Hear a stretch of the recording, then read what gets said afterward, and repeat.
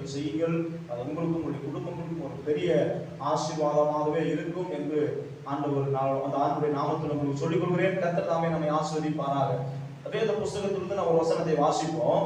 வெளிப்படுத்தல் விசேஷம் 17ஆம் அதிகாரம் 14வது வசனத்தை நாம் வாசிக்க கேட்போம். வெளிப்படுத்தல் விசேஷம் 17வது அதிகாரம் 14வது வசனத்தை வாசிப்போம். இவர்கள் ஆட்டுக்குட்டியானவருடனே யுத்தம் பண்ணுவார்கள். ஆட்டுக்குட்டியானவர் கர்த்தாதி கர்த்தரும் ராஜாதி ராஜாவுமாய் இருக்கிறபடியால் அவர்களை ஜெயிப்பார். அவரோடு கூட இருக்கிறவர்கள் அழைக்கப்பட்டவர்களும் தெரிந்து கொள்ளப்பட்டவர்களும் உண்மையுள்ளவர்களுமாய் இருக்கிறார்கள் என்றான். அல்லேலூயா. இந்த வசனத்தை நம்ம எல்லாரும் சேர்ந்து வாசிக்க போறோம். மிக முக்கியமான வசனம், மிக ஒரு பொறுமையோடு கூட வாசிப்போம். இவர்கள் ஆட்டுக்குட்டியானவருடனே யுத்தம் பண்ணுவார்கள். ஆட்டுக்குட்டியானவர் கர்த்தாதி கர்த்தரும் ராஜாதி ராஜாவுமாய் இருக்கிறபடியால் அவர்களை ஜெயிப்பார். அவரோடு கூட இருக்கிறவர்கள் அழைக்கப்பட்டவர்களும் தெரிந்து கொள்ளப்பட்டவர்களும் உண்மையுள்ளவர்களுமாய் இருக்கிறார்கள். அல்லேலூயா. இன்றைய நாளிலேயும் கூட ஒரு ராஜ்யத்தை குறித்து நாம் பார்க்க போகிறோம். அந்த ராஜ்யம் அழியாத நித்திய ராஜ்யம். அந்த ராஜ்யம் எப்பொழுதும் பாத்தீங்கன்னா ஒரு நிலையுள்ள ஒரு ராஜ்யமா இருக்கிற ஒரு ராஜ்யத்தை குறித்து தான் இந்த காலை நேரத்தில் ஆண்டவர் நம்மோடு கூட பேச போகிறார். அல்லேலூயா. இன்றைக்கு இந்த பூமியில எத்தனையோ ராஜ்யங்கள் உண்டு. நம்மளுடைய தமிழ்நாடு சொல்லும் பொழுது பாத்தீங்கன்னா நம்முடைய ஒரு தமிழ்நாடு ஒரு மாநிலமானது அநேக சிற்றரசர்களாக ஆண்டு கொள்ளப்பட்டிருந்த இந்த ஒரு சிற்றரசுகள் எல்லாம் ஒன்றிணைந்து ஒரு மாநிலமாக்கப்பட்டது. இப்பொழுது இருக்கிற எல்லா மாநிலங்களையும் ஒன்றிணைக்கப்பட்டு ஒரு தேசமாக இருக்கப்பட்டிருக்கு. அதனாலதான் நம்மளுடைய இந்திய தேசமானது ஒரு ஜனநாயக நாடு. அல்லேலூயா. இங்க உங்களுக்கு பாத்தீங்கன்னா ஒரு சர்வாதிகாரமான ஒரு நமக்கு ஒரு நாடு அல்ல, இது ஜனநாயகமான நாடு. அவர்கள் தங்களுடைய உரிமைகளை சொல்வதற்கு அது போராட்டத்தின் மூலியமாகவோ அல்லது வாய் மூலியமாகவோ சொல்வதற்கு நம்மளுடைய இந்திய அரசாங்கம் நமக்கு உரிமை கொடுத்திருக்கு. அல்லேலூயா. நமக்கு சட்டங்கள் அப்படி வகுக்கப்பட்டிருக்கிறது. இந்த நாட்டை பிடிப்பதற்காக, இந்த நாட்டை ராஜ்யம் பண்ணுவதற்காக நம்மளுடைய தேசத்தில் அநேக ஒரு கட்சிகள் உண்டு. அந்த கட்சிகள் ஒரு கூட்டணி சேர்ந்து எப்படியாக இந்த தேசத்தை ஆட்சி செய்ய வேண்டும், இந்த ராஜ்யத்தை ஒரு பிடித்து விட வேண்டும் என்று சொல்லி அநேகர் பலவிதமான திட்டங்களை போட்டு காரியங்களை செய்து கொண்டிருக்கிறார்கள். அதுல நீங்களும் நானும் கூட சில நேரத்துல காசை வாங்கி செஞ்சுக்கிறோம். போட்டு இவன் தான் வரணும், இந்த ஆள் தான் என்ன செய்யற ராஜ்யத்துக்கு சொல்லுங்களே. நம்ம எல்லாம் கை நீட்டி காசு என்ன செஞ்சுக்கிறோம், வாங்கி என்ன செஞ்சுக்கிறோம், ஓட்ட போட்டு இந்த ஆள் தான் வரணும்னு சொல்லி ஜெபமும் வரணும் பண்ணியிருக்கிறோம். அழிந்து போகிற ஒரு ராஜ்யத்துக்கு இவ்வளவு முக்கியத்துவம் கொடுக்கிறோம். அழியாத ஒரு ராஜ்யம் உங்களுக்காக எனக்காக கர்த்தர் ஆயத்தம் பண்ணி கொண்டிருக்கிறார். அதுதான் ஆண்டவருடைய வார்த்தை சொல்கிறது. கர்த்தாதி கர்த்தரும் ராஜாதி ராஜாவுமா இருக்கிறபடியால் அவர்களை ஜெயிப்பார். அவரோடு கூட இருக்கிறவர்கள், தேவனுடைய ராஜ்யத்தில் கூட இருக்கிறவர்கள் யார் என்று சொன்னால் அவர்கள் அழைக்கப்பட்டவர்களும், அல்லேலூயா, இரண்டாவது தெரிந்து கொள்ளப்பட்டவர்களும், மூன்றாவது உண்மையுள்ளவர்களும் என்று சொல்லி மூன்று கூட்டத்தாரை கர்த்தர் இந்த காலை நேரத்தில் நமக்கு ஞாபகப்படுத்துகிறார். இந்த செய்தியினுடைய முடிவில் நீங்கள் அழைக்கப்பட்டவர்களா இருக்கிறீங்களா, இல்ல தெரிந்து கொள்ளப்பட்டவர்களா இருக்கிறீங்களா, இல்ல உண்மையுள்ள மக்களா இருக்கிறீங்களா என்பதை நீங்கள் உங்களை நீங்களே தற்பரிசோதனை செய்து கொள்ள வேண்டும். அல்லேலூயா. மூன்று கூட்ட மக்கள், ஒன்று அழைக்கப்பட்ட கூட்டம், இன்னொன்று தெரிந்து கொள்ளப்பட்ட கூட்டம், இன்னொன்று உண்மையுள்ள கூட்டம். மூன்று வகையான கூட்டங்களை ஆண்டவராகிய தேவன் இந்த வேத புஸ்தகத்திலே நமக்கு சுட்டி காட்டுகிறார். இங்க ஒரு ராஜ்யம், நம்முடைய தேசத்தில் இருக்கிற ஒரு ராஜ்யம் போராடி எப்படியாவது சூழ்ச்சி செய்து எப்படியாவது ராஜ்யத்தை பிடித்து விட வேண்டும் என்று சொல்லி கங்கணம் கட்டி கொண்டிருக்கிறார்கள். உங்களுக்கும் எனக்கும் ஒரு ராஜ்யத்தை கர்த்தர் வைத்திருக்கிறார். அதுதான் ஒரு தேவனுடைய ராஜ்யம். அல்லேலூயா. எந்த ஒரு மனிதன் யுத்தத்திற்கு போகாமலேயே நான் ஜெயிச்சிட்டேன்னு சொன்னா யாராவது நம்புவாங்களா?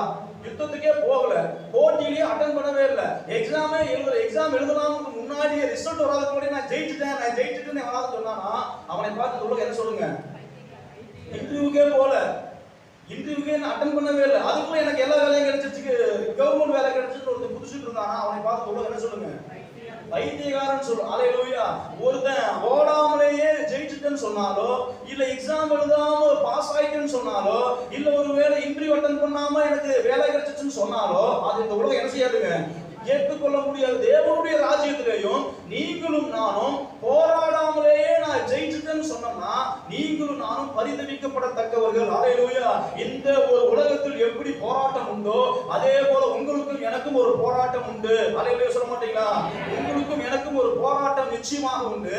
அந்த போராட்டம் நம்ம சொந்தக்காரனோட அல்ல, அந்த போராட்டம் நம்மளுடைய ஒரு சம்பந்த வீட்டோட அல்ல, அந்த போராட்டம் நமக்கு இருக்கிறதான ஒரு பகையினோட அல்ல. அது வான மண்டலத்தில் உள்ள பொல்லாத சேனைகளோடு உங்களுக்கும் எனக்கும் போராட்டம் உண்டு. ஹல்லேலூயா. ஆண்டவர் நமக்கு ஒரு போராட்டத்தை கொடுத்திருக்கிறார். நீங்களும் நானும் போராடித்தான் ஆக வேண்டும். அது எப்படிப்பட்ட போராட்டம்? இந்த ஒரு பூமிக்குள் இருக்கிற ஜனங்களோடு அல்ல, வான மண்டலத்தில் உள்ள பொல்லாத சேனைகளோடு. ஹல்லேலூயா. அப்படின்னு சொன்னா நம்ம கீழ இருக்கிறோம், நமக்கு மேல ஒரு பொல்லாத சேனை என்ன இருக்குதுங்க? வான மண்டலத்தில் உள்ள பொல்லாத சேனைகள் நமக்கு விரோதமான காரியங்களை செய்து கொண்டிருக்கிறது. அதுக்கு மேலதான் ஆண்டவர் சிங்காசனத்தை போட்டிருக்கிறார். ஹல்லேலூயா. அதுக்கு மேலதான் தேவனுடைய சிங்காசனம் வீற்றிருக்கிறது. அந்த சிங்காசனத்தில் நீங்களும் நானும் அவரோடு கூட உட்கார வேண்டும் என்று சொன்னால் நீங்களும் நானும் வான மண்டலத்தில் உள்ள பொல்லாத சேனைகளோடு போராடி ஆக வேண்டும் என்பதை கர்த்தர் இந்த காலை நேரத்தில் நமக்கு ஞாபகப்படுத்துகிறார். ஹல்லேலூயா. தேவனுடைய ராஜ்யத்தை சுதந்திரித்துக் கொள்ள வேண்டும் என்று சொன்னார், தேவனுடைய ராஜ்யத்தை நீங்களும் நானும் அபகரித்துக் கொள்ள வேண்டும் என்று சொன்னார், தேவனோடு கூட நீங்களும் நானும் சிங்காசனத்தில் உட்கார வேண்டும் என்று சொன்னார், நமக்கு ஒரு போராட்டம் உண்டு. ஹல்லேலூயா. அந்த தேவனுடைய சிங்காசனத்திற்கு முன்பாக, அந்த தேவனுடைய சிங்காசனத்துக்கு ஒரு கீழாக ஒரு வான மண்டலத்தில் உள்ள பொல்லாத சேனைகள் உண்டு. அந்த பொல்லாத சேனைகளோடு நீங்களும் நானும் போராடாம தேவனுடைய ராஜ்யத்தை சுதந்திரித்துக் கொள்ளவே முடியாது. ஹல்லேலூயா. தேவனுடைய ராஜ்யம் நீங்க நினைக்கிறது போல ஈஸியா ரட்சிக்கப்பட்ட உடனே ஆண்டவர் கொடுத்து விடவே மாட்டார். தேவனுடைய ராஜ்யத்தை சுதந்திரித்துக் கொள்வதற்கு நீங்களும் நானும் போராடி ஆக வேண்டும். ஹல்லேலூயா. அந்த போராட்டம் மாம்சத்தோடும் ரத்தத்தோடும் அல்ல, அது குறைத்தனங்களோடும் பொல்லாத ஆவிகளோடும் உங்களுக்கும் எனக்கும் கர்த்தர் ஒரு போராட்டத்தை வைத்திருக்கிறார். இன்றைக்கு உங்களை பார்த்து ஒரு கேள்வி கேட்கிறேன், நீங்க போராட ஆயத்தமா இருக்கிறீங்களா? ஐயோ பாஸ்டர், என்ன திடீர்னு என்னை போராட்டத்துக்கு கூப்பிடுறீங்க? அதெல்லாம் வேண்டாம்னு தான் நீங்க சர்ச்சுக்குள்ள வந்துருக்கிறேன், திரும்ப என்னை இப்போ ஒரு போராட்டத்துக்கு கூப்பிடுறீங்களா அப்படின்னு நீங்க கேட்கறீங்களா? இந்த போராட்டம் தெருவில் நின்று ஒரு போராடுகிற போராட்டம் அல்ல, இது வான மண்டலத்தில் உள்ள பொல்லாத சேனைகளோடு எதிர்த்து நிற்பதற்காக போராடுகிற ஒரு போராட்டத்திற்கு எத்தனை பேர் ஆயத்தமா இருக்கிறீங்க? கையை நல்ல உயர்த்தி யாரையும் சொல்ல மாட்டீங்களா? நீங்கள் நான் போராடி ஆக வேண்டும். அப்படின்னு சொன்னால் தேவனுடைய ராஜ்யத்துல 3 வகையான கூட்டத்தார் வந்து நிற்கிறார்கள். ஒன்னு அழைக்கப்பட்ட கூட்டம், ஹல்லேலூயா. இன்னொன்று தெரிந்து கொள்ளப்பட்ட கூட்டம், இன்னொன்று உண்மையுள்ள கூட்டம். இந்த ஒரு காரியத்தை விளக்குவதற்காக ஆண்டவர் ஒரு காரியத்தை நமக்கு சுட்டி காட்டுகிறார். மத்தேயு சுவிசேஷ புஸ்தகம் 21ஆம் அதிகாரம் 43வது வசனத்தை நாம் வாசிக்க கேட்போம். மத்தேயு சுவிசேஷ புஸ்தகம் 21ஆம் அதிகாரம் 43வது வசனம்.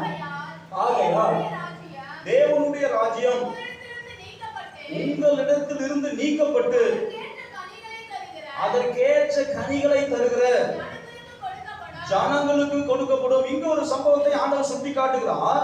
இங்க ஒரு கூட்டத்தாரிடத்திலிருந்து தேவனுடைய ராஜ்யம் பிடுங்கப்பட்டு, நல்லா கவனிங்க, இது ஒரு சுவிசேஷ செய்தி அல்ல, இது வந்து ஆண்டவர் உங்களை சுகமாக்குகிற செய்தி அல்ல, இது தேவனுடைய ராஜ்யத்தை குறித்த ஒரு ஆழமான செய்தியை நீங்க இந்த செய்தியை கவனமா கவனிச்சாதான் அதனுடைய தொடர்ச்சி உங்களுக்கு புரியும். ஹல்லேலூயா. இங்க ஆண்டவராகிய இயேசு கிறிஸ்து உண்மை சொல்கிறார். இங்க ஒரு கூட்டத்தாரிடத்திலிருந்து ராஜ்யத்தை பிடுங்கி ஆண்டவருடைய வார்த்தை சொல்கிறது, தேவனுடைய ராஜ்யம் உங்களிடத்திலிருந்து நீக்கப்பட்டு அதற்கேற்ற கனிகளை தருகிற இன்னொரு கூட்டத்தாருக்கு கர்த்தர் கொடுக்கிறார். ஹல்லேலூயா. யாரை பார்த்து இந்த விஷயத்தை சொன்னார்னு கேட்டீங்கன்னா, அங்கே ஆண்டவரை சுற்றி இருந்த யூத ஜனங்களை பார்த்து, இஸ்ரவேல் ஜனங்களை பார்த்து, உங்களிடத்திலிருந்து இந்த ராஜ்யம் பிடுங்கப்பட்டு அதற்கேற்ற கனிகளை தருகிற இடத்தில் ஒரு கொடுக்கப்படும் என்று சொல்லி ஆண்டவர் உண்மை சொல்கிறார். அதனுடைய அர்த்தத்தை நீங்க 33வது வசனத்துல அதனுடைய தொடர்ச்சி நீங்க வாசிக்கும் பொழுது, இங்கே ஒரு எஜமான் ஒரு தோட்டத்தை என்ன செய்யறானா, ஒரு குத்தகைக்காக விடுகிறான். அந்த ஒரு குத்தகைக்கு விடும் பொழுது ஒரு அக்ரிமெண்ட் போடுறான். என்ன அக்ரிமெண்ட் போடுறான்? நான் தூர தேசத்துக்கு போகிறேன், நான் போயிட்டு நான் திரும்ப வர வரைக்கும் இந்த தோட்டத்தை என்ன செஞ்சுக்கோ, நீ பத்திரமா பாதுகாத்துக்கோ, இதை நான் லீஸுக்கு கொண்டுட்டு போறேன், இதனுடைய கனி வரும் பொழுது இந்த தோட்டத்தில் இருக்கக்கூடிய ஒரு தோட்டத்தில் இருக்கக்கூடிய ஒரு கனிகள், அந்த ஒரு பழம் வருகிற நேரத்தில் நான் என்ன செய்வேன், ஆட்களை அனுப்புவேன். அப்பொழுது நீ இதிலிருந்து ஒரு பகுதி என்ன செய்யணும், எனக்கு இந்த கனிகளை கொடுக்க வேண்டும் என்பதுதான் அக்ரிமெண்ட். ஹல்லேலூயா. இவன் தோட்டத்தை அவன் கையில கொடுத்துரு, ஸ்டீவன் இங்க வாங்கப்பா, இப்ப இந்த ஒரு தோட்டத்தை ஸ்டீவன் கையில கொடுத்துட்டு, சரி அப்படி வேண்டாம், இந்த தோட்டத்தை ஸ்டீவன் என்னுடைய கையில கொடுத்துட்டு, இப்ப ஸ்டீவன் என்ன செஞ்சாரு, தூர தேசத்துக்கு போயிடுறார். தூர தேசத்துக்கு போன பிறகு அந்த ஏற்ற சமயம் வருகிறது. அந்த சமயம் எப்படிப்பட்ட சமயமா வருகிறது, ஒரு கனி கொடுக்கிற ஒரு காலம், ஒரு நெருங்கி விட்டது. இப்பொழுது அந்த தோட்டத்தில் இருக்கக்கூடிய எல்லா விருட்சங்களும் கனி கொடுக்கிற காலம் வந்து இருக்கும் பொழுது இப்ப ஸ்டீவன் என்ன செய்யறாரு, அவருடைய வேலையாட்களை அனுப்பி நீ போய் அவரிடத்துல நான் சொன்னதா சொல்லி நான் என்ன அக்ரிமெண்ட் போட்டேனோ அதன் பிறகு ஏன் தோட்டத்துல விளைஞ்ச ஒரு கனிகளை என்ன செஞ்சுட்டு வா, நீ போய் எடுத்துக்கொண்டு வா என்று சொல்லி ஸ்டீவன் தன்னுடைய வேலையாட்களை அனுப்புகிறார். நான் என்ன செய்யறேன், அவர் வராம அவருடைய வேலையாட்கள் வந்ததுனால நான் எதுக்குடா உனக்கு என்ன செய்யணும், இந்த ஒரு கனிகளை கொடுக்க வேண்டும் என்று சொல்லி ஒருவனை அடித்து ஒருவனை கொலை செய்து இன்னொருவனை அடிச்சு என்ன செஞ்சிடறேன், அவனை ஒரு துரத்தி விட்டுறேன். இதனுடைய அதிகாரத்தை நீங்க வீட்டுல வந்து வாசி பாருங்க. இப்ப இந்த விஷயம் ஸ்டீவனுக்கு தெரிஞ்ச உடனே அந்த ஒரு தோட்டக்காரனுடைய எஜமானுக்கு ஒரு தெரிஞ்ச உடனே இன்னொரு வேலையாட்களை அனுப்புகிறான். அவன் கொஞ்சம் ஒரு பலசாலியான வேலையாட்கள், அவனை அனுப்பி திரும்ப என்னைய மிரட்டி பார்க்கிறான். ஆனா நான் என்ன செய்யறேன், இந்த தோட்டத்தை குத்தகைக்கு எடுத்தவன், இந்த தோட்டம் எனக்குரிய தோட்டம் அல்ல, நான் என்ன சொல்றேன் அக்ரிமெண்ட் போட்டு எப்படி நம்ம ஒரு வீட்டுல வாடகைக்கு இருக்கிறோமோ அது போல அக்ரிமெண்ட் போட்டு என்ன சொல்லுறாங்க அந்த தோட்டத்தை லீஸுக்கு வாங்கி இருக்கிறான். இப்ப நான் என்ன செய்யறேன், இன்னொரு வேலைக்காரன் தான் அவனையும் அடித்து அவனையும் கொலை செஞ்சு அவனையும் அனுப்பி விட்டுறேன். இப்ப இந்த எஜமான் என்ன செய்யறாரு, என்னுடைய வேலைக்காரன் அனுப்புனதுனால இவன் எல்லாத்தையும் அடிச்சு போட்டான், இனி நான் என்ன செய்ய மாட்டேன், வேலைக்காரன் அனுப்ப மாட்டேன், என்னுடைய ஒரே குமாரன் அனுப்ப போறேன், என்னுடைய ஒரே புத்திரன் அனுப்ப போறேன், அவனுக்கு நிச்சயமா என்ன செய்வான், பயப்படுவான் என்று சொல்லி அவன் தன்னுடைய ஒரே குமாரனை 37ஆம் வசனம் சொல்கிறது, கடைசியிலே அவனுடைய குமாரனுக்கு அஞ்சுவார்கள் என்று சொல்லி தன் குமாரனை அவர்களிடத்தில் அனுப்பினான். அல்லேலூயா. இப்ப நான் என்ன செய்யறேன், அவனை பார்த்த உடனே ஓ அந்த முதலாளியுடைய ஒரே குமாரன், நம்ம இவனை வந்து சுத்தமா முடிச்சிட்டோம்னா இனி நம்மளை ஒரு கேள்வி கேட்பதற்கு யாருமே இந்த பூமியில இல்லைன்னு சொல்லி அவன் ஒரு சுதந்திரவாளி என்று சொல்லி அவனை பிடித்து அவனை அடித்து அவனை கொலை செய்து விட்டு இப்பொழுது இந்த ஒரு தோட்டக்காரன் இடத்துல வந்து என்ன செய்வாங்க, உங்க வீட்டுல குடியிருக்கிறாங்க, வீட்டோட அம்மா வந்திருக்கிறாங்க, நான் வீட்டுல நான் குடியிருக்கிறேன், கிட்டத்தட்ட 3 வருஷமா குடியிருக்கிறேன். திடீர்னு ஒரு நாள் அங்கிட்ட போய் இந்த வீடு என்னோட வீடு தாங்க, நீங்க காரியமே போயிருக்குன்னு சொன்னா என்ன நடக்குங்க, சும்மா சொல்லுங்க என்ன நடக்கும், ஹாஸ்டல் நினைச்சு உங்க வீட்டுக்குள்ள உட்கார வச்சா வீட்டையே கேட்கறீங்க, வீட்டையே எழுதி வாங்கினீங்களா, நீங்க இன்னைக்கு ராத்திரி அழைச்சிருங்க சொல்லுவாங்களா சொல்ல மாட்டாங்களா. நான் என்ன பண்ணிட்டேன், வேத புஸ்தகம் சொல்லுகிறது, குத்தகைக்கு வாங்கின ஒருத்தன் வந்த எல்லாத்தையும் அடிச்சு துரத்திட்டான். அக்ரிமெண்ட்ல என்ன, ஒரு கனிகளை கொடுக்கணுங்கிறது அக்ரிமெண்ட், ஆனா எந்த கனியுமே கொடுக்கல. இப்ப சொந்த குமாரனையும் கொண்டு போட்டான். இப்ப இந்த எஜமான் என்ன செய்வாங்க, வேதம் சொல்ல அதை வந்து வாசிச்சு பாருங்க, 39ஆம் வசனத்தை வாசிச்சு பாருங்க. 39 அவனை பிடித்து கொலை செய்தார்கள். அப்படி இருக்க திராட்சை தோட்டத்தின் எஜமான் வரும்போது அந்த தோட்டக்காரரை என்ன செய்வான், அடுத்த வாசிங்க, அந்த கொடியரை கொடுமையாய் அழித்து ஏற்ற காலங்களில் தனக்கு கனிகளை கொடுக்கத்தக்க வேறே தோட்டக்காரர்களுக்கு திராட்சை தோட்டத்தை குத்தகைக்கு கொடுப்பான் என்றார்கள். இயேசு அவர்களை நோக்கி, வீடு கட்டுகிறவர்கள் ஆகாது என்று தள்ளின கல்லே தலைக்கு மூளை கல்லாயிற்று, அது கட்டளாலே ஆயிற்று. அடுத்து 43ஆம் வசனம் சொல்கிறது, ஆகையால் தேவனுடைய ராஜ்யம் உங்களிடத்திலிருந்து நீக்கப்பட்டு அதற்கேற்ற கனிகளை தருகிற ஜனங்களுக்கு கொடுக்கப்படும். அல்லேலூயா. சுற்றி இருந்த இஸ்ரவேல் ஜனங்களை பார்த்து ஆண்டவர் சொல்ற ஒரு உண்மையாக ஒரு உதாரணமாக சொல்லுகிறார், நான் உங்களை கொடுத்ததெல்லாம் உண்மைதான், தேவனுடைய ராஜ்யத்தை உங்க கையில தான் கொடுத்தேன், ஆனா நீங்க என்ன பண்ணுனீங்க, அந்த ஒரு தோட்டத்தினுடைய ஒரு பலன் வரும் பொழுது, அந்த ஒரு கனி வரும் பொழுது நீ தேவனுடைய ராஜ்யத்தை சரியா பராமரிக்கிறதுனால நீ வேலைக்காரனை மட்டும் அடிக்கல, என்னுடைய சொந்த குமாரனை கூட நீங்க அடிச்சு ஒரு கொலை செஞ்சுட்டீங்க. அதனால உங்களிடத்திலிருந்து பிடுங்கப்பட்டு அதற்கேற்ற கனிகளை தருகிறவங்களுக்கு இந்த தோட்டம் கொடுக்கப்படும் என்று சொல்லி தேவனுடைய ராஜ்யம் இஸ்ரவேல் ஜனங்களுக்காக அமைக்கப்பட்ட அந்த ராஜ்யத்தை பிடிக்கி ஆண்டவர் இன்றைக்கு உங்களுக்கும் எனக்கும் கர்த்தர் சுதந்திரமாக கொடுத்திருக்கிறார். அல்லேலூயா. ஆண்டவர் ஏன் இஸ்ரவேல் ஜனங்களுக்கு அந்த தேவனுடைய ராஜ்யத்தை கொடுத்தார் என்று சொன்னால், ஆண்டவர் ஆபிரகாமோடு உடன்படிக்கை செய்திருந்தார். என்ன உடன்படிக்கை செய்திருந்தார், ஆண்டவராகிய தேவன் ஆபிரகாமோடு ஒரு மிகப்பெரிய உடன்படிக்கை, உனக்கு இவ்வளவு வயசா இருந்தாலும் நான் உனக்கு செய்ததான வாக்குத்தத்தத்தை நிச்சயமாக நிறைவேற்றுவேன், உனக்கு ஒரு குழந்தையை கொடுப்பேன் என்று சொல்லும் பொழுது இந்த ஆபிரகாம் கர்த்தரை விசுவாசித்தான். அல்லேலூயா. இன்னைக்கு நமக்கு 40 வயசு 45 வயசு ஆயிடுச்சுனாலே நமக்கெல்லாம் இனி எங்க ஒரு குழந்தை பிறக்கும் போது நம்ம நினைச்சிட்டு இருக்கிறோம் 100 வயசு. என்னங்க 100 வயசு? யாருக்கு 100 வயசுங்க? ஆபிரகாமுக்கு 100 வயசு, அவருடைய மனைவிக்கு எத்தனை வயசுங்க? 90 வயசுக்கு மேல ஆயிடுச்சு. இப்போ அந்த சார்ந்த ஒரு பெண்களுக்கு உண்டான எல்லா வழிபாடுகளும் நின்று போச்சு. சரீரத்துல எழுந்து நிற்பதற்கு உண்டான எந்த பலனும் இல்லை. ஆனா கர்த்தர் சொன்ன வாக்குத்தத்தத்தை ஆபிரகாம் உறுதியாய் பிடித்துக் கொண்டிருந்தான். அநேக நேரங்களில் திருச்சபையில் இருந்து கர்த்தர் உங்களுக்கு கொடுக்கிற வாக்குத்தத்தத்தை நீங்க சில நேரத்தில் அசால்ட்டா நினைச்சிடறோம். நீங்க நான் சில நேரத்துல அந்த ஒரு வசனத்தை உதாசீனப்படுத்தி விடுகிறோம். ஆனால் ஆபிரகாமோ ஆண்டவர் சொன்ன வாக்குத்தத்தத்தை உறுதியாய் பிடித்திருந்தான். அல்லேலூயா. ஆபிரகாம் தேவனை விசுவாசித்தான். 100 வயது ஆன பிறகு ஒரு அழகான ஒரு குழந்தையை கர்த்தர் கொடுக்கிறார். அல்லேலூயா. அந்த குழந்தை பார்ப்பதற்கு அவ்வளவு அழகா இருக்குது. அந்த குழந்தையை பார்க்கும்போது ஆபிரகாம் ஒரே சந்தோஷம். இத்தனை வருஷம் கழிச்சு, இவ்வளவு நாட்கள் கழித்து எனக்கு ஒரு குழந்தை என்று சொல்லி அந்த தள்ளாடுகிற வயசுல ஆபிரகாம் அந்த குழந்தையை எடுத்து கொஞ்சி ஒரு குடிப்பாட்டி எல்லா வேலையும் செய்து கொண்டிருக்கிற நேரத்துல கொஞ்சம் வருஷத்துக்குள்ள பாத்தீங்கன்னா ஈசாக்கு 13 வயசு ஆகி போச்சு. எத்தனை வயசுங்க? 13 வயசு. எல்லா விவரம் தெரிந்த வயசு வந்துருச்சு. இப்ப திரும்ப ஆண்டவர் ஆபிரகாமுக்கு சொப்பனத்தில் ஆண்டவரோடு கூட பேசுகிறா. உன்னுடைய ஏக சுதனை நீ எனக்காக என்ன செஞ்சிடணும்? மோரியா மலையில கொண்டு போய் ஒரு பலி கொடுத்து விட வேண்டும் என்று சொல்லி ஆபிரகாம் பாத்தீங்கன்னா ஆண்டவராகிய தேவன் ஆபிரகாமுக்கு சொன்ன பொழுது ஆபிரகாமோ அந்த ஒரு வார்த்தைகளை அசட்டை பண்ணாம, அந்த வார்த்தை தன்னுடைய மனைவி இடத்துல சொல்லாம, கர்த்தர் என்ன சொன்னாரோ அதை செய்வதற்கு அவன் ஆயத்தமானான். அல்லேலூயா. இன்னைக்கு நீங்களும் நானும் கொஞ்சம் கஷ்டம் வந்துட்டாலே, கொஞ்சம் போராட்டம் வந்துட்டாலே, நம்ம எதுக்கு சர்ச்சுக்கு போகணும், நம்ம எதுக்கு ஆண்டவரை தேடணும், நம்ம ஏன் இந்த காரியங்கள் செய்யணும், அதை காரியம் செய்யணும், ஆண்டவரை பார்த்து கேள்வி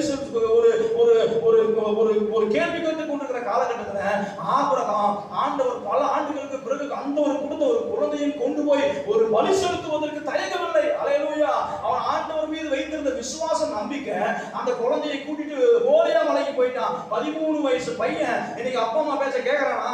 ஆனா அந்த பையன் ஆபிரகாம் அப்பா பேச்ச கேட்டு அம்மா பேச்ச கேட்டு அவன் நேரம் என்ன செஞ்சாங்க? அவன் ஆபிரகாமோட அதிகாரமே இருந்து நேரத்தோட புறப்பட்டு போறான். அந்த ஒரு ஈசாக்கு ஆபிரகாமை பார்த்து கேட்கறான், அப்பா பலி செலுத்துவதற்காக போறவே கட்டை இருக்குது, தீப்பெட்டி இருக்குது, எல்லாமே இருக்குது. ஆனா என்ன இல்ல, பலி செலுத்துவதற்கு ஆள் இல்லைன்னு சொல்லும் பொழுது கர்த்தர் எல்லாவற்றையும் பார்த்துக் கொள்வார்னு சொல்லி புடிச்சு கூட்டிட்டு போகும் பொழுது ஒரு வாய் திறவாத ஆட்டுக்குட்டியை போல அந்த ஈசாக்கு போய் ஒரு பலி செலுத்துவதற்காக மோரியா மலையில் உட்கார்ந்த பொழுது தன்னுடைய கத்தியை எடுத்து கையை ஓங்கும் பொழுது ஆண்டவர் சொன்னார், அல்லேலூயா, பிள்ளையாண்டின் மீது உன்னுடைய கையை என்ன செய்யாத, நீ போடாத, இப்பொழுது நான் உன்னை அறிந்திருக்கிறேன் என்று சொல்லி கர்த்தர் ஆபிரகாமோடு ஒரு உடன்படிக்கை பண்ணுகிறார். நீ யாரை ஆசீர்வதிப்பாயோ நான் அவனை ஆசீர்வதிப்பேன், நீ யாரை சபிக்கிறாயோ நான் அவனை சபிப்பேன். இந்த பூமியில் உள்ள வம்சங்கள் எல்லாம் உனக்குள் ஆசீர்வதிக்கப்படும். வானத்தினுடைய நட்சத்திரங்களைப் போலவும் கடற்கரை மணலை போலவும் உன் சந்ததியை பெருக பண்ணுவேன் சொல்லி கர்த்தர் ஆபிரகாமோடு ஒரு உடன்படிக்கை செய்து வைத்திருந்தார். அல்லேலூயா. தாவீதோடு உடன்படிக்கை செய்து வைத்திருந்தார். தாவீதின் நாட்கள் யுத்தங்கள் அதிகம். தாவீதின் நாட்கள் ஒரு பெலிஸ்தருடைய ஆதிக்கம் அதிகமாக இருந்தபடியால் தாவீதுடைய கைகள் எல்லாம் ரத்தம் படிந்த ஒரு கைகளாக இருந்தபடியால் ஆண்டவருக்காக ஆலயம் கட்ட வேண்டும் என்கிற ஒரு வாஞ்சை, ஒரு துடிப்பு அந்த ஒரு தாவீதுக்கு இருந்தது. ஆனால் ஆண்டவரோ சொன்னார், உன்னால ஆலயத்தை கட்ட வேண்டாம், ஏன்னா உன்னுடைய கை ரத்தம் படிந்த கையா இருக்கிறது. உன்னுடைய மகன் சாலமோனை கொண்டு நான் ஒரு மிகப்பெரிய தேவாலயத்தை கட்டுவேன் என்று சொன்னான். கட்ட வேண்டாம் என்று சொன்ன ஆலயத்துக்கு அவன் சேர்த்தி வச்ச ஒரு பொருள் பார்த்தீங்கன்னா ஆண்டவருடைய வார்த்தை சொல்கிறது, கிட்டத்தட்ட கட்ட வேண்டாம்னு சொன்ன ஆலயத்துக்கு 3200 டன் தங்கத்தை சேர்த்து வச்சிருந்தாங்க. மலை சொல்ல மாட்டீங்களா? நீ கட்ட வேண்டாமா, நீ ஆலயத்துக்குலாம் ஒன்றும் செய்ய வேண்டாம்னு சொல்லிட்டு நமக்கு ஒரே சந்தோஷமாயிருது. இதெல்லாம் ஆண்டவர் தாவீதுக்கு சொன்னாரு, நீ ஆலயத்தை என்ன செய்ய வேண்டாம், நீ கட்ட வேண்டாம்னு சொல்லிட்டாரு. அப்பா எனக்கு ரொம்ப சந்தோஷம் தான். இனி என் காசு செலவு எனக்கு இது வந்து எரிசைட்டாவில் இனி என் காசு செலவாக வேண்டிய அவசியம் இல்லைன்னு சொல்லி நம்ம நினைச்சிட்டு இருப்போம். கட்ட வேண்டாம்னு சொன்ன ஆலயத்துக்கு 3200 டன் தங்கம். என்னங்க 3200 டன் தங்கம் அப்படின்னா ஒரு டன்னு 1000 கிலோ. ஒரு கிலோ அப்படின்னு சொன்னா 1000 கிராம் சேர்ந்தது என்ன தெரியுமா? 1000 கிராம் சேர்ந்த ஒரு தங்கம் தான் 1 கிலோ. அல்லேலூயா.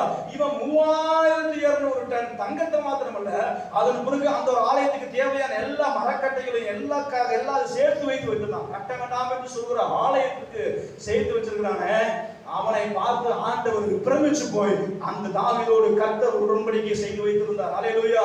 நீங்களும் நானும் அப்படிப்பட்ட பிள்ளைகளா என்று சொன்னால் இல்லை. அல்லேலூயா. நீங்களும் நானும் அப்படியே ஆண்டவரை விசுவாசித்த பிள்ளைகள் அல்ல.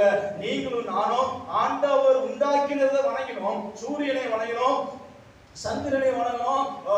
நம்மளுடைய வீட்டுக்குள்ள ஓடிக்கொண்டிருக்கிற ஒரு பெருச்சாலைகளை கூட நம்ம வணங்கி கொண்டிருந்த சந்ததியிலிருந்து உங்களை என்னையும் அவர்கள் தேவனுடைய ராஜ்யத்தை சரியா பராமரிக்கிறதுனால, அவங்க தேவனுடைய ராஜ்யத்தை சரியா பராமரிக்கிறதுனால, அவர்கள் தேவனுடைய தோட்டத்துக்கு உண்டான எந்த ஒரு கூலியை செய்யாதனால அவர்களிடத்திலிருந்து பிடுங்கி நீங்களும் நான் ஒண்ணுக்கு ஆகாம இருந்தாலும் சரி உங்களை நம்பி கர்த்தர் உங்க கையில என் கையிலையும் தேவனுடைய ராஜ்யத்தை கொடுத்திருக்கிறாருன்னு சொன்னார். அந்த தேவன் உண்மையுள்ள தேவன். ஹல்லேலூயா. கரங்களை தட்டி கர்த்தரை மகிமைப்படுத்துவோமா? அந்த ராஜ்யம் உங்களுக்காக எனக்காக விலைக்கிரயம் செலுத்தப்பட்டு வந்தது அல்ல. நீங்களும் நானும் அதற்காக ஆபிரகாமை போல தாவீதை போல ஆண்டவருக்காக அப்படிப்பட்ட வைராக்கியம் கொண்டவர்கள் அல்ல.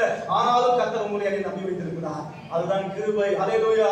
அந்த ஒரு கிருபையோடு கூட இந்த காலை நேரத்தில் நீங்களும் நானும் ஒரு தேவனுடைய ராஜ்யத்தை சுதந்திரித்துக் கொள்வதற்காகவே கர்த்தர் நம்மை அழைத்து வைத்திருக்கிறார். ஹல்லேலூயா. கட்ட வேண்டாம் என்று சொன்ன ஆலயத்திற்கு சேர்த்து வச்சிருக்கான்னு சொன்னா எவ்வளவு பெரிய ஒரு பாக்கியம் உள்ள கர்த்தர். இன்னைக்கு நம்ம கையில ஒரு 5 போறோம் 10 போனோம் இருந்தா கூட இன்னைக்கு என்ன செஞ்சாங்க? மூக்குத்தி, காது, தோடு, இன்னைக்கு எல்லாம் எங்கெங்க போட்ட போட்டு ஒரு குத்திக்க முடியுமோ இன்னைக்கு எல்லா இடத்துலயும் குத்தி சுத்திட்டு இன்னைக்கு எல்லாம் பார்த்தீங்கன்னா ஒரு பசங்க கூட காது அடிச்சுக்கிறானுங்க, பார்த்தீங்கன்னா காதை குத்திக்கிறானுங்க, மூக்கு குத்திக்கிறானுங்க.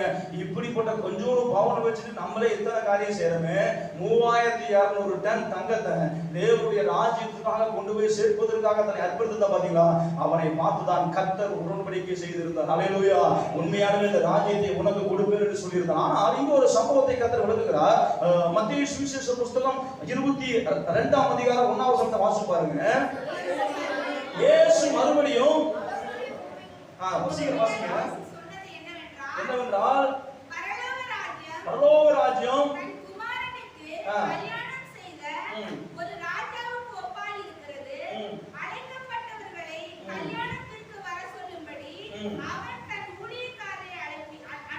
அனுப்பினார்.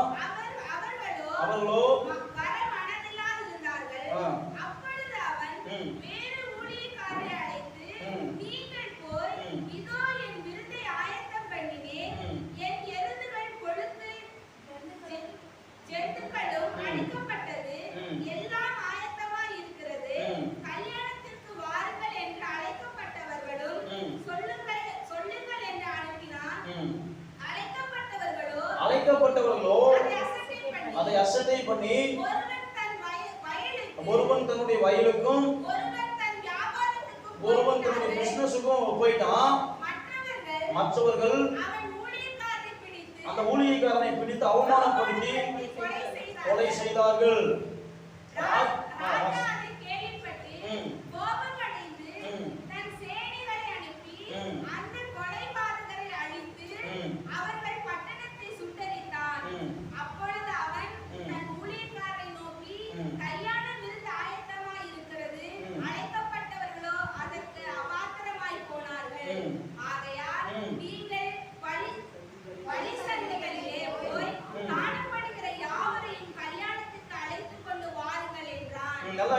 ஆண்டவர் இந்த இடத்துல ஒரு உதாரணமாக ஒரு சம்பவத்தை சொல்கிறார். ஒரு தேவனுடைய ராஜ்யம் எப்படிப்பட்டதை பற்றி சொல்லும் பொழுது ஒரு ராஜா விருதை ஆயத்தம் பண்ணி வச்சிருக்கிறார். இந்த ஒரு கல்யாண விருது ஆயத்தம் பண்ணி தன்னுடைய ஊழியக்காரனிடத்துல நீ போய் எல்லாத்துக்கும் அழைப்பு கொடுத்துட்டு நீ வான்னு சொல்லும் பொழுது இந்த ஊழியக்காரன் எல்லாரிடத்திலும் அழைப்பு கொண்டு போய் இப்போ ஒரு பத்திரிகை கொடுத்துட்டு வராரு.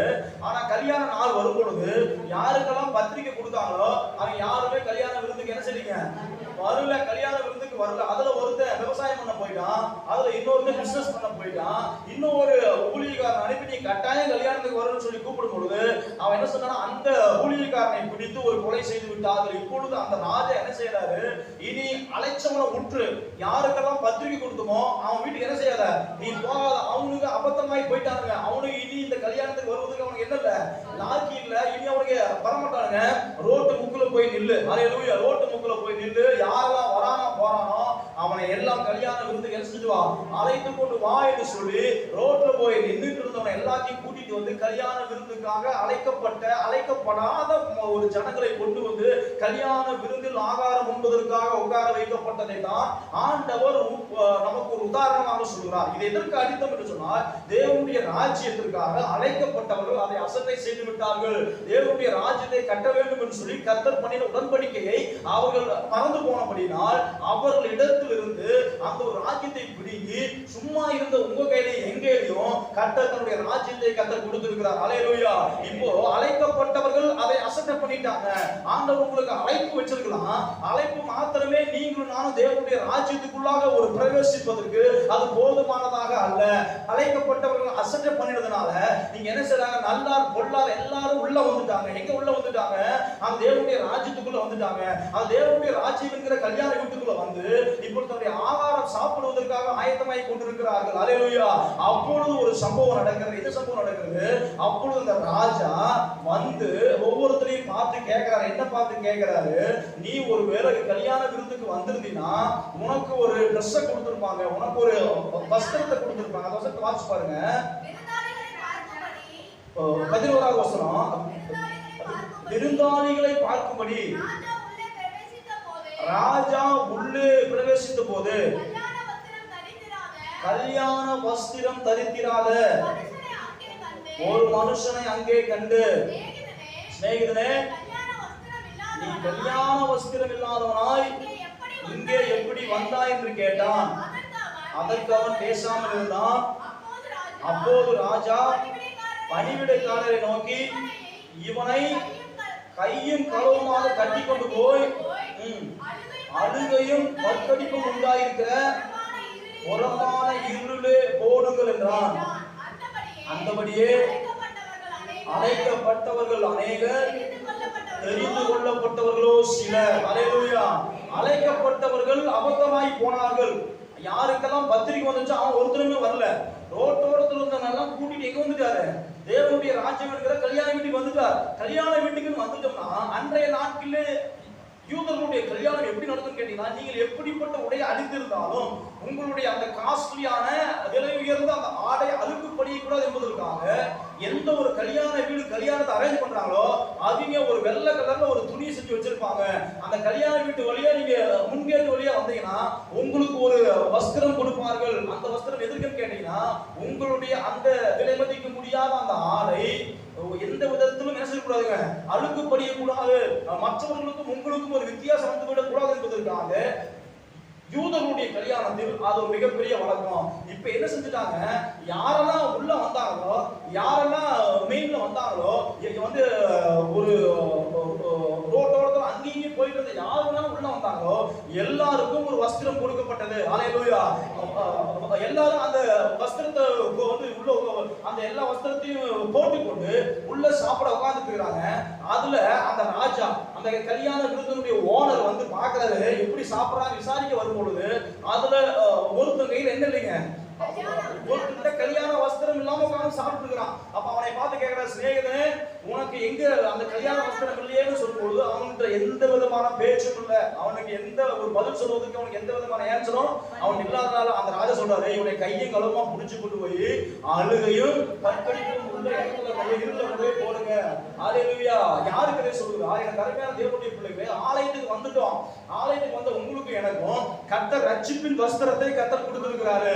அதுதான் ஃபர்ஸ்ட் நம்ம உள்ள வருவதற்கு, ஆண்டவராகிய இயேசு கிறிஸ்துவை அறிந்து கொள்வதற்கு உள்ள எப்படியோ வந்துட்டோம். ஹல்லேலூயா. எப்படியோ ஒரு கிறிஸ்துவ பொண்ண கல்யாணம் பண்ணதுனால ஆலயத்துக்குள்ள வந்துட்டோம். இல்ல ஒருவேளை ஒரு சரீரத்தில் இருக்கக்கூடிய ஒரு வியாதிகள் சுகமாவதற்காக நம்ம ஆலயத்துக்குள்ள வந்துட்டோம். ஆலயத்துக்குள்ள வந்ததெல்லாம் சரிதான்.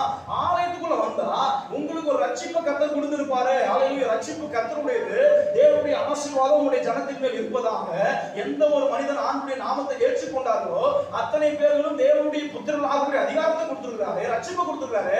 அந்த ரட்சிப்புடைய வஸ்திரம் இல்லாம அந்த ஒரு ரட்சிப்பு என்கிற தேவனுடைய ராஜ்யத்துக்கு போவதற்கு மிக முக்கியமான ஒரு படி, ஃபர்ஸ்ட் படி, அந்த ரட்சிப்புடைய வஸ்திரம் இல்லாம ஒரு மனுஷன் எங்க வந்துட்டு இருக்கிறான், தேவனுடைய ராஜ்யத்தில் உட்கார்ந்து கொண்டிருக்கும் பொழுது அந்த நேரத்துல போய் சாப்பிடுற நேரத்துல அவரோடு கூட கல்யாண விருந்தில் அழைக்கப்பட்டவர்கள் அந்த ஆண்டவராகிய தேவனோடு சாப்பிடும் பொழுது கர்த்தர் பார்க்கிறார், இவன் இடத்துல ரட்சிப்பின் வஸ்திரம் இல்லையே. ஹல்லேலூயா.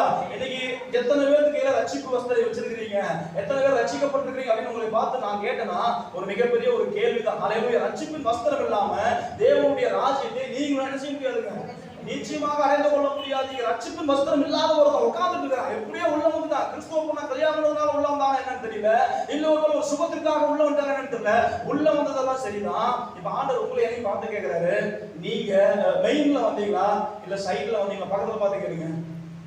நேரா வந்திருந்தீங்கன்னா உங்களுக்கு ஒரு ஆர்டர் கொடுத்துருப்பாங்க.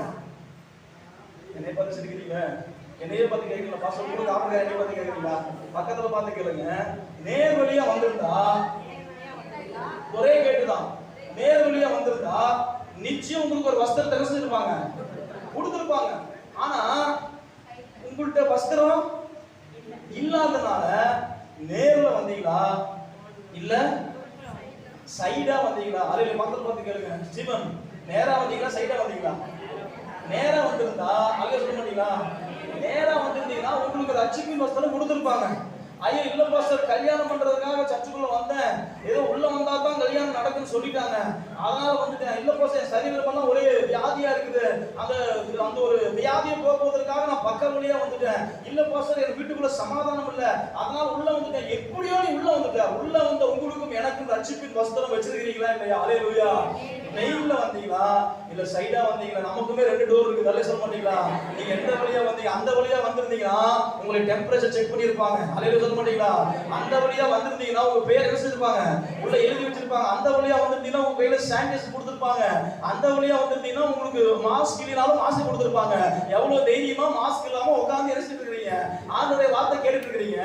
இப்ப கர்த்தர் உங்களை பார்த்து கேக்குறாரு, தேவனுடைய ராஜ்யத்துக்குள்ள வருவதற்கு நீங்க மெயின்ல வந்திருக்கீங்களா இல்ல பக்க வழியா வந்திருக்கீங்களா? ஹல்லேலூயா. நேர் வழியாய் வந்திருந்தா உங்களுக்கு ரட்சிப்பின் வஸ்திரம் இல்லாம அனுப்பி இருக்கவே மாட்டாங்க. ஹல்லேலூயா. அதுதான் தேவனுடைய ராஜ்யத்துக்கு போவதற்கு ஒரே வழி. ஆண்டவர் சொல்றார், நானே வழியும் சத்தியமும் ஜீவனுமா இருக்கிறேன், அவரை அல்லாமல் நமக்கு ஒரு வழி அல்ல. அவர் ஒரு வழியில நீங்க வரும் பொழுது உங்களுக்கு ரட்சிப்பை அவர் தன்னுடைய கல்வாரி சிலுவையில் நமக்காக கொடுத்திருக்கிறார். அந்த ரட்சிப்பின் வஸ்திரம் இல்லாத ஒருத்தனை பார்த்து அவனை பிடிச்சிட்டாங்க. அங்கதான் ஆண்டவருடைய வார்த்தை சொல்றார், அழைக்கப்பட்டவர்கள் அநேகர், தெரிந்து கொள்ளப்பட்டவர்களோ சிலர். ஹல்லேலூயா. அழைக்கப்பட்டவர்களுக்கு கூட ஆக்கினை உண்டு என்பதை நீங்களா நினைச்சு கூடாதுங்க. ஒரு மறந்து விடக்கூடாது. அடுத்த ஒரே ஒரு சம்பவத்தை மாத்திரம் சொல்லி முடிக்கிறேன். மத்தேயு சுவிசேஷ புத்தகம் 25ஆம் அதிகாரம் 14ஆம் வசனத்தை எடுத்து வாசிச்சு பாருங்க. மத்தேயு சுவிசேஷ புத்தகம் 25. அன்றியும் பரலோக ராஜ்யம் ஒரு மனுஷன் ஊழியக்காரனை அழைத்து தன் ஆஸ்திகளை அவரிடத்தில் வசமாய் ஒப்பு கொடுத்து போல் இருக்கிறது. அவனவனுடைய திறமைக்கு தக்கதாக 5 தாலந்தும் 2 தாலந்தும் 1 தாலந்தும் கொடுத்து பிரயாணம் கொண்டு போனாங்க. நல்லா கவனிங்க. இங்க ஒரு சம்பவத்தை ஆண்டவர் சொல்ற, ஒரு பரலோக ராஜ்யம் எப்படி ஒப்பிடப்படுகிறது சொன்னால், இங்க ஒரு ஊழியக்காரன் தன்னுடைய ஆஸ்தியில் இருக்கக்கூடிய ஒரு பங்கை எடுத்து 3 பேருக்கு கையில கொடுக்குறாரு. ஹல்லேலூயா. 3 பேருக்கு எந்த சொல்லுவாங்க, யாராவது ஒரு 3 பேர் வாங்குவாங்க, 2 நீங்க வாங்குவாங்க, இங்க பேச முடியும். 3 பேருக்கு கையில வாங்குவாங்க. 3 பேருக்கு கையில ஒவ்வொரு தாளத்தை கொடுக்குறாரு. இப்போ இம்மானுவேல் பிரதர் கையில ஒரு 5 தாளத்தை கொடுக்குறாரு. இவர் தூர தேசத்துக்கு போறாரு. என்ன செய்யறாரு, என் சொத்து நிறைய வச்சிருக்கிறனால அதனால உனக்கு ஒரு 5 தாளந்து கொடுக்குறேன், இதை வச்சு நீங்க வியாபாரம் பண்ணி நினைச்சிருக்க, நீ இரு, நான் திரும்ப வரும்போது நான் என்ன கொடுத்தனோ அதை திரும்ப என்ன செஞ்சிருவேன் எனக்கு கொடுத்துருன்னு சொல்லி 5 தாளந்தை அருமையான சகோதரர் இடத்திலும், 2 தாளந்த அருமையான தம்பி பிரகாஷ் கையிலையும், 1 தாளந்த சாமி கையிலையும் கொடுத்துட்டு இந்த எஜமான் செஞ்சுட்டாரு, தூர தேசத்துக்கு போயிட்டாரு. போயிட்டு ரொம்ப நாட்கள் கழிச்சு திரும்ப என்ன செய்யறாரு, வந்து 5 தாளந்து கொடுத்தவர்கிட்ட கேட்கிறாரு. இவர் என்ன பண்ணிருக்கிறாரு, 5 தாளந்தை வாங்கினவரு 5 10 ஆக்கி இருக்கிறார். ஹல்லேலூயா. 5 10 ஆக்கி ஆண்டவர் கையில கொடுக்கும் பொழுது ஆண்டவருடைய வார்த்தை சொல்கிறது, அந்த வசனத்தை வாசிச்சு பாருங்க. 5 தாளந்தை வாங்கினவன் போய் அவனை கொண்டு வியாபாரம் பண்ணி வேறு 5 தாளந்தை சம்பாதித்தான். அப்படியே 2 தாளந்தை வாங்கினவனும் வேறு 2 தாளந்தை சம்பாதித்தான். 1 தாளந்தை வாங்கினவனும் போய் நிலத்தை தோண்டி தன் எஜமானுடைய பணத்தை புதைத்து வைத்தான். 21ஆம் வசனத்தை வாசிங்க. 21.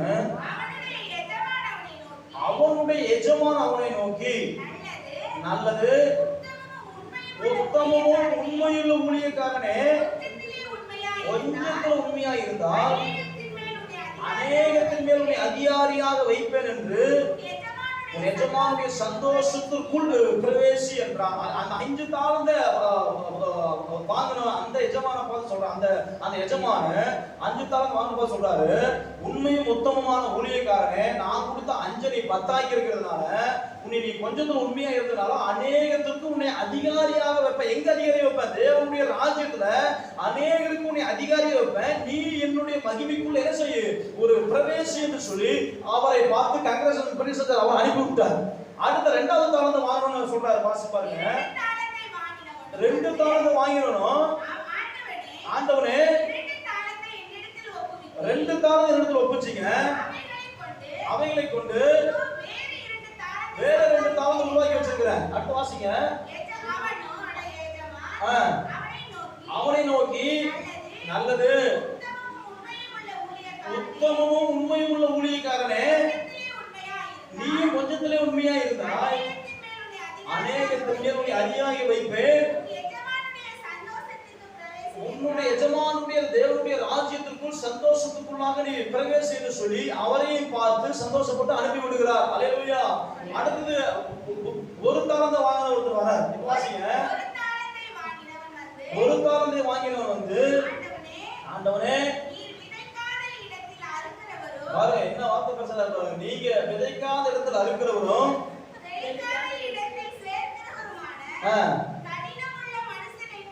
கடினமுள்ள ஒரு மனுஷன் என்று அறிவேன். ஆகையால் பயந்து போய் ஒரு தாளந்தை நிலத்திலே புதைத்து வைத்தேன். இதோ உம்முடையதை வாங்கிக் கொள்ளும் என்றான். இந்த 1 தாளந்தை வாங்கினவன் வேஸ்ட் பண்ணல. நல்லா கவனிச்சுங்க. எந்த வேஸ்ட் எல்லாம் பண்ணல. தேவையில்லாத காரியத்தையும் செய்யல. வேஸ்ட் பண்ணல. அவன் தேவையில்லாத காரியத்தையும் செய்யல. அவன் என்ன செஞ்சுட்டான், அந்த அந்த ஒரு எஜமான் மேல இருந்த ஒரு ஒரு பயத்தினால அதை பத்திரமா வச்சிருக்கோம்னு சொல்லி அந்த நிலத்துல நினைச்சுட்டான். அதை தூக்கி தோட்டி உள்ள புதைச்சு அவன் திரும்ப வரும்பொழுது திரும்ப அந்த ஒன்றை எடுத்துட்டான். ஒன்ன கொடுத்துட்டான். அதை இல்லைன்னு சொல்லல. இன்னைக்கு நம்ம வாங்கிட்டு நம்ம இல்லைங்கிறோம். ஆனா அன்னைக்கு என்ன செய்யல, அவன் அப்படி சொல்ல பத்திரமா வச்சிருந்து அதை திரும்ப தன்னுடைய எஜமானுக்கு என்ன செய்யறான், கொண்டு வந்து கொடுக்குறான். ஆண்டவர் சொல்றாரு பாருங்க. பிரதியுத்தரமாக பொல்லாதவனும் சோமுலமான ஊழியக்காரனே, நான் விதைக்காத இடத்தில் அறுக்கிறவர் என்றும் தெளிக்காத இடத்தில் சேர்க்கிறவர் என்றும் அறிந்திருக்கிறாயே. அப்படியானால் நீ என் பணத்தை காசுக்காரர் வசத்தில் போட்டு வைக்க வேண்டியதா இருந்தது. அப்பொழுது நான் வந்து என்னுடைய வட்டியோட வாங்கிக் கொள்வேனே என்று சொல்லி அவனிடத்தில் இருக்கிற தாளந்தை எடுத்து 10 தாளந்து உள்ளவனுக்கு கொடுங்கள். உள்ளவன் எவனோ அவனுக்கு கொடுக்கப்படும், பரிபூர்ணமும் அடைவான். இல்லாதவனிடத்தில் இருந்து உள்ளதும் எடுத்துக் கொள்ளப்படும். 30 பாருங்க. ஒரு பிரயோஜனமற்ற ஊழியக்காரனாகிய இவனை புறமான இருளே தள்ளி போடுங்கள், அங்கே அழுகையும் பற்கடிப்பும் உண்டாயிருக்கும் என்றார். அல்லேலூயா. நான் ஆரம்பத்திலே சொன்னேன், ஒரு 3 வகையான கூட்டங்கள். ஒண்ணு அழைக்கப்பட்டவர்கள் வரல, இன்னொரு ஒரு தெரிந்து கொள்ளப்பட்டவர் கையில ஆண்டவர் தாளத்தை கொடுக்கிறாரு. அந்த தெரிந்து கொள்ளப்பட்டவரும் அதுக்கு பாத்திரமாக இல்லாதனால தெரிந்து கொள்ளப்பட்டவர்களும் அழுகையும் பற்கடிப்பும் உள்ளதான இருளே வந்து ஒரு போட முடியும் என்பதை கர்த்தர் நமக்கு இந்த காரியத்தை சுட்டி காண்கிறார். அல்லேலூயா. என்ன சொல்ற, ஒன்ன வாங்கி என்ன செஞ்சு அதை ஒரு பதில் சொல்லிட்டார். நீங்க ரட்சிக்கப்பட்டுட்டீங்க. ஓகே சார், நீங்க ரட்சிக்கப்பட்டுட்டீங்க. அதை உங்களுக்குள்ளே என்ன செஞ்சிருக்கீங்க, நீங்க வெச்சிட்டு இருக்கீங்க. நீ தேவனுடைய ராஜ்யத்தை கட்டுவதற்காக நீங்க எந்த பிரயாசம் என்ன செய்யல, நீங்க படாததுனால அவன் இஸ்ரவேல் ஜனங்கள் இருந்ததுனால தான் அவங்க கையில இருந்து பிடிக்கி கர்த்தர் நம்ம கையில கொடுத்துருக்கிறார். அல்லேலூயா. ஆண்டவர் சொல்றாரு, கொஞ்சத்துல நீ உண்மையா இருந்தீனா கூட உன்னை அநேகத்துக்கு என்ன செஞ்சிருவேன், நான் உன்னை அதிபதியா வச்சிருவேன். நீ கொஞ்சத்துல கூட உண்மையா ஆடுங்க, நீ கொஞ்சத்துல கூட நீ உண்மையா இல்லையே. உனக்கு கொடுத்த ரட்சிப்பினுடைய அந்த ஒரு வஸ்திரத்தை அதை பத்திரமா பாதுகாக்கணும்னால முடியல. அந்த ஒரு ரட்சிப்பை பெற்றுக்கொண்ட அபிஷேகத்தை, அந்த ஒரு பெற்றுக்கொண்ட ரட்சிப்பை இலவசமாய் பெற்றுக்கொண்ட நீங்கள் இலவசமாய் கொடுங்கன்னு சொல்லிக்கிறாரு. அதையும் கொடுப்பதற்கு என்ன செய்யல, நீங்க ஆயத்தமா இல்லாதனால அழைக்கப்பட்டவர்களுக்கும் அதே ஒரு சோதனை. தெரிந்து கொள்ளப்பட்டவர்கள் எங்க போய் நிக்கிறாங்க, அதை ஒரு பால் கடிப்பும் இருளும் இருக்கிறதுனால ஒரு பாதாளத்துக்கு போகிறார். உண்மையுள்ள உனக்கு தான் கர்த்தர் தேவனுடைய ராஜ்யத்தை கொடுப்பேன் என்று கர்த்தர் வாக்கு பண்ணியிருக்கிறார். அல்லேலூயா. அதனால சம்பாதிக்கிற வழியை பாருங்க. பக்கத்துல போக சொல்லுங்க. சம்பாதிக்கிற வழிய பாருங்க. அழிஞ்சு போற சரீரத்துக்கு எத்தனை ஓட்ட ஓடுறோமே, அழியாத அந்த ஆத்மாவுக்கு நீங்க என்னத்தை செஞ்சிருக்கிறீங்க, பக்கத்துல பார்த்து கேளுங்க, என்ன செஞ்சிருக்கிறீங்க. மாசு எப்பனாலும் அதை செய்ய இது செய்யுங்கிறாரு. நீங்க உங்களை பார்த்து கேட்கிறேன், நீங்க என்ன செஞ்சிருக்கீங்க. நான் கேட்கல, இதே கேள்வி ஆண்டவர் மிக ஆக்ரோஷமா உங்களை என்னை பார்த்து கேட்பார். அப்ப அந்த நாட்கள் சொல்லுவாங்க, ஆண்டவரே உங்க நாமத்தை நிமித்தம் சொல்லுங்க, உங்க நாமத்தை நிமித்தம் பிசாசுகளை துரத்தினோமே, உங்க நாமத்தை நிமித்தம் அற்புதங்களை செய்து